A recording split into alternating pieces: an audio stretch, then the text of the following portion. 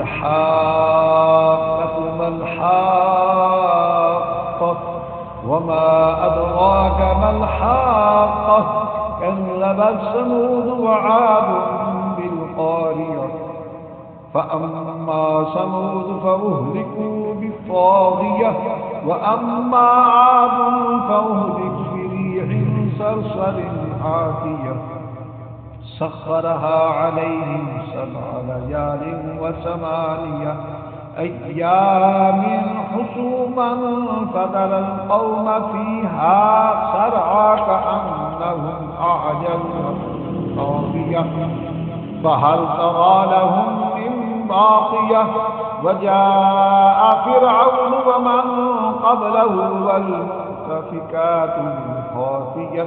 فعصوا رسول ربهم فأخذهم أخذة رابية إنا لما طغى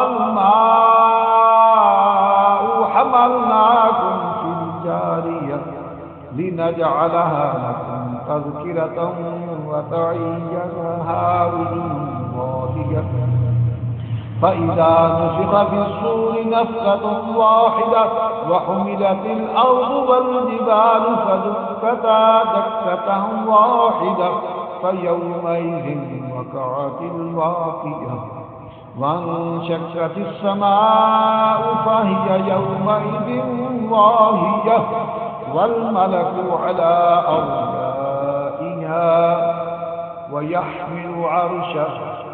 ربك فوقهم يومئذ 8 يومئذ تعرضون لا تخفى منكم خافية فأما من أوتي كتابه بيمينه فيقول هاؤم اقرءوا كتابيه إني ظننت أني ملاق حسابيه فهو في عيشة راضية في جنة عالية قطوفها دانية كلوا واشربوا هنيئا بما أسلفتم في الأيام الخالية وأما من أوتي كتابه بشماله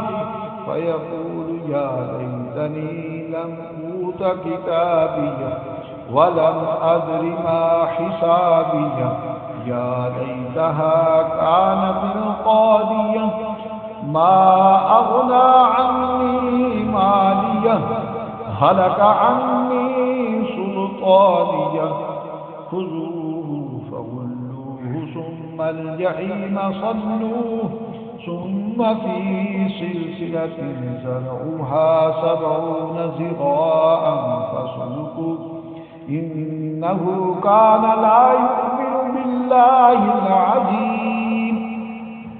ولا يحض على طعام المسكين فليس له اليوم هاهنا حميم ولا طعام إلا من مسكين لا يأكله إلا الخاطئون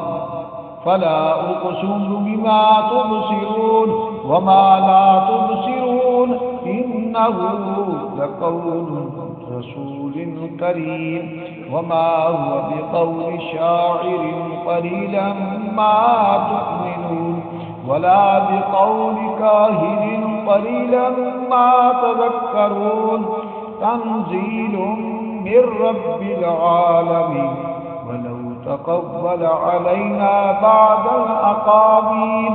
لأخذنا منه باليمين ثم لقطعنا منه الوتين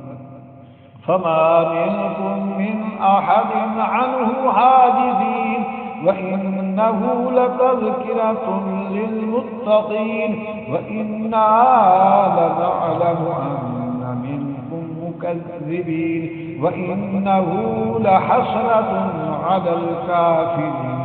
وإنه لحق اليقين فسبح باسم ربك العظيم.